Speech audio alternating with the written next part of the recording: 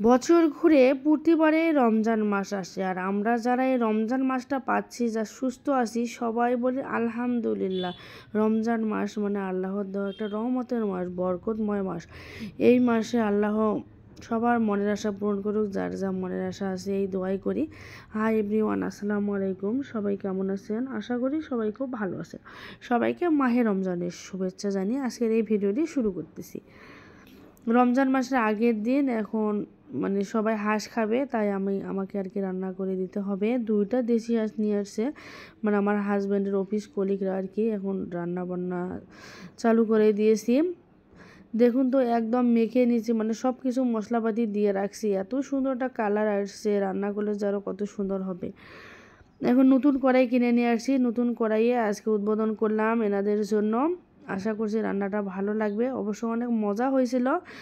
আপনারা পুরো ভিডিওটি দেখতে থাকেন।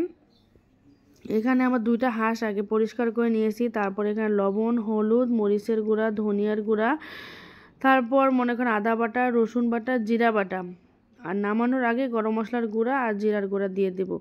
দিয়ে পেঁয়াজ দিয়েছি পরিমাণ অনুযায়ী, সয়াবিন তেল দিয়েছি, দিয়ে এখন সব কিছু মেখে নিয়েছি। এখানে গরম মশলা দিয়েছিলাম, সাদা এলাচ, কালো এলাচ, লং, গোলমরিচ আর দারচিনি, এগুলো দিয়ে ভালো করে মেখে নিচ্ছি। আমি কিন্তু বেশিরভাগ সময় মশলা কষায় নিয়ে রান্না করি, তবে আজকে হাতে মেখে রান্না করব। অনেকে বলে হাতে মেখে হাঁসের মাংস রান্না করলে নাকি বেশি মজা হয়, তবে আজকের মাংসটা বেশি মজা হয়েছিল। সত্যি কথা, আপনারা বিশ্বাস করবেন কিনা জানি না, একটাই সমস্যা, আপনাদেরকে রান্না করে খাওয়াতে পারি না।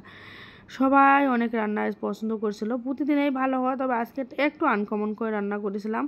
একটু টমেটো দিয়েছিলাম, আমি বিশ্বাস করবেন না আপনারা, টমেটো দেওয়ার পর যে এত পরিমাণে এটা মজা হয়েছিল যা আপনাদেরকে আমি বোঝাতে পারবো না। কয়েক পিস আবার আলু দিয়ে দিলাম আর টমেটো দিয়ে দিলাম। টমেটোটা দেওয়ার কারণে এর ঝোলটার যে মজা হয়েছিল, এর ঝোলটার যে স্বাদ হয়েছিল, আপনারা যারা রান্না করে খান তারা অবশ্যই জানেন। আর যারা রান্না করে খান না, একবার হলেও হাঁসের মাংস টমেটো দিয়ে রান্না করে খাবেন, এর যে স্বাদ পাবেন, এর স্বাদ কখনো ভুলতেই পারবেন না। এখন ভালো করে কষিয়ে নিছি। রান্নাটা যত আপনি মাংসটা কষাবেন, ততই কিন্তু আপনার মাংস খেতে মজা লাগবে, কারণ কষানোর উপরে সব কিছু। কষানো ভালো তো আপনার স্বাদও ভালো, এটা হলো কথা, এটা মনে রাখবেন। এখন ভালো করে কষিয়ে নিয়েছি। কয়েক পিস আলু দিয়েছিলাম, আলুটা দেওয়ার কারণে দেশি আলু, দেশি হাঁস, মানে অন্য রকম একটা ফ্লেভার আসছিল, অন্য রকম একটা স্বাদ। এখন পানি দিয়ে দিলাম পরিমাণ অনুযায়ী, মানে সিদ্ধ প্লাস ঝোলের পানি দিয়ে দিলাম।